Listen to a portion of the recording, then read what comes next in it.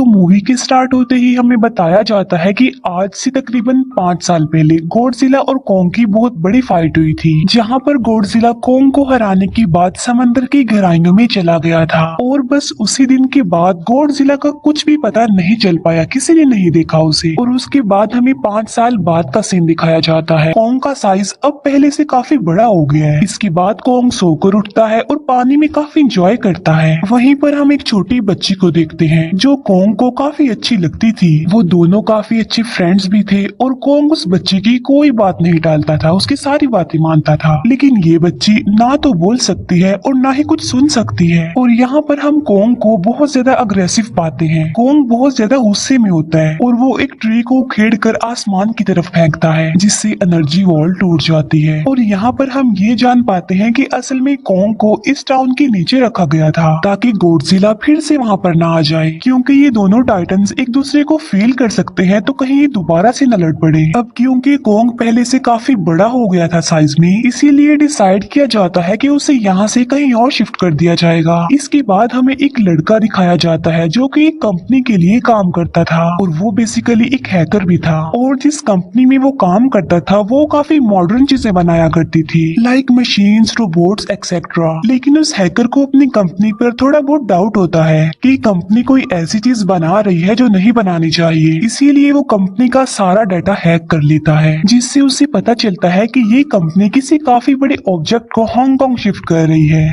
लेकिन तभी वहाँ पर अलार्म बजने लगता है और ये गॉडजिला के आने का अलार्म था। देखते ही देखते गॉडजिला समंदर से बाहर निकल आता है। बाहर आते ही वो सब कुछ डिस्ट्रॉय करने लग जाता है। किसी को भी समझ नहीं आ रहा था कि आखिर गॉडजिला सबको क्यों मारता जा रहा है। कंपनी का ओनर डॉक्टर नेथन को बताता है कि हमने होलो अर्थ के अंदर ही एनर्जी का एक सोर्स ढूंढ लिया है। अब यहाँ पर हम ये बात तो जानते नहीं कि होलो अर्थ आखिर एग्जिस्ट कहाँ पर करती है। होलो अर्थ असल में हमारी जमीन के नीचे है और जिस तरह हम सूरज से एनर्जी लेते हैं और सेम उसी तरह होलो अर्थ में एक एनर्जी सोर्स है जिससे ये सारे टाइटन्स एनर्जी लेते हैं। और अगर ये लोग उस एनर्जी सोर्स को ढूंढने में कामयाब हो गए तो ये गॉडजिला का मुकाबला भी कर पाएंगे।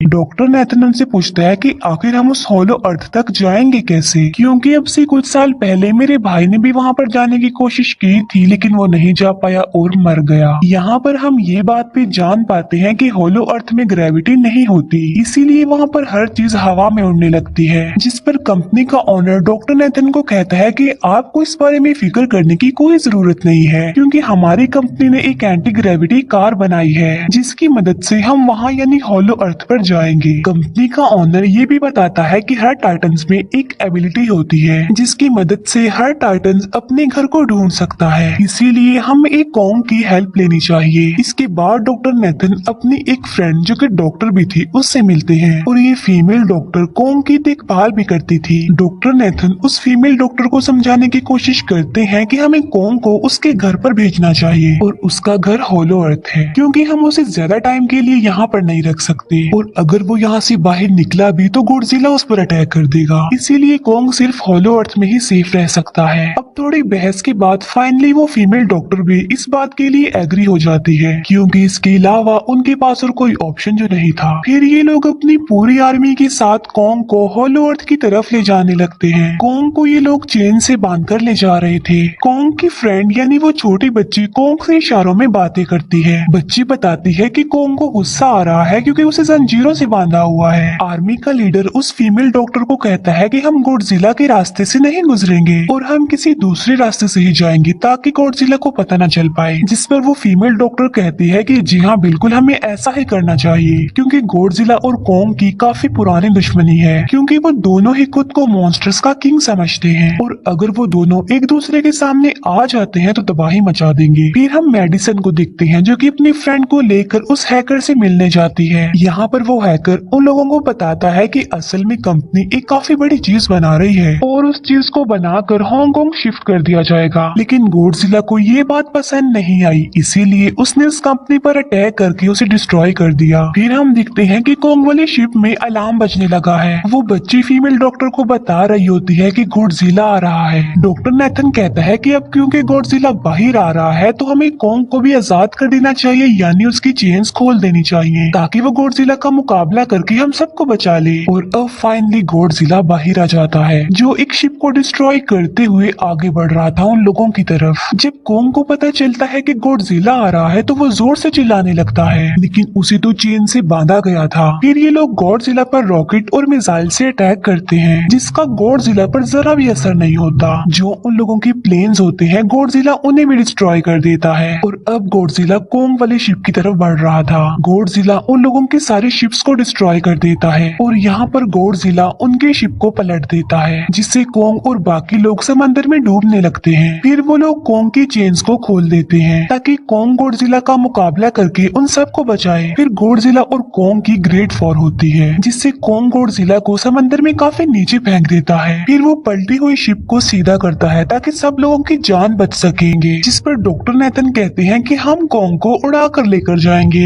दूसरी तरफ हम देखते हैं कि मेडिसन अपने फ्रेंड्स के साथ उस कंपनी में घुस गई है, ये चेक करने के लिए कि आखिर ये कंपनी कौन सी चीज बना रही है जिस पर गॉडजिला को गुस्सा आया और उसने अटैक कर दिया। वहाँ पर उन लोगों को एक काफी बड़े एनिमल के अंडे भी मिलते हैं और फिर जैसे ही उन लोगों को अंडे मिलते हैं उनका डोर लॉक्ड हो जाता है। असल में जहाँ ये लॉक्ड हो जाते हैं वो एक मशीन होती है जो इन लोगों को अंडों समेत काफी तेजी से हांगकांग लेकर जा रही थी। फिर हम देखते हैं कि हेलीकॉप्टर्स के जरिए पूरी आर्मी कोंग को होलो अर्थ के पास पहुंचाने में कामयाब हो जाती है। वो लोग कोंग को कहते हैं कि वो होलो अर्थ वाली केव में चला जाए, लेकिन कोंग वहाँ पर जाने के लिए इनकार कर देता है। फिर ये लोग डिसाइड करते हैं कि वो उस बच्ची के थ्रू कोंग को कहेंगे कि वो वहाँ पर चला जाए, क्योंकि कोंग उस बच्ची की कोई बात नहीं टालता था। साथ में कोंग को ये भी कहा जाएगा कि आपकी फैमिली भी वहाँ पर है, आप जैसे और भी क्रिएचर्स हैं वहाँ पर। और यहाँ पर कोंग उस केव में जाने के लिए एग्री हो जाता है और यहाँ पर कोंग उस होलो अर्थ वाली केव में चला जाता है। और ये लोग भी अपनी एंटी ग्रेविटी कार की मदद से कोंग के पीछे पीछे जाते हैं। बंद नहीं हो रही थी जिससे मेगा गॉडजिला की पावर्स को कम किया जाए, इसीलिए वो गुस्से में आकर उस मशीन पर पानी डाल देते हैं, जिससे मेगा गॉडजिला थोड़ी देर के लिए ऑफ हो जाता है। और इसी बात का फायदा उठाकर गॉडजिला अपने न्यूक्लियर पावर के जरिए कोंग के उस एक्स को चार्ज कर देता है। और अब कोंग के पास पावर आ चुकी थी, इसीलिए वो मेगा गॉडजिला को तबाह बर्बाद करके रख देता है, उसके हाथ पैर तोड़ देता है और उसके सारे बॉडी के पार्ट्स अलग अलग कर देता है। और लास्ट में वो मेगा गॉडजिला का सर भी उखेड़ कर फेंक देता है। अब क्योंकि मेगा गॉडजिला मर चुका था तो सब कुछ नॉर्मल हो जाता है, लेकिन तभी गॉडजिला फिर से खड़ा हो जाता है और कोंग भी अपनी एक्स लेकर गॉडजिला से लड़ने के लिए तैयार हो जाता है। अब क्योंकि उन दोनों ने एक दूसरे की हेल्प की थी इसीलिए वो नहीं लड़ते। गॉडजिला वापिस समंदर में चला जाता है जहाँ से वो आया था, और जबकि कोंग अब हमेशा के लिए होलो अर्थ में चला गया है और कोंग उस छोटी बच्ची को भी अपने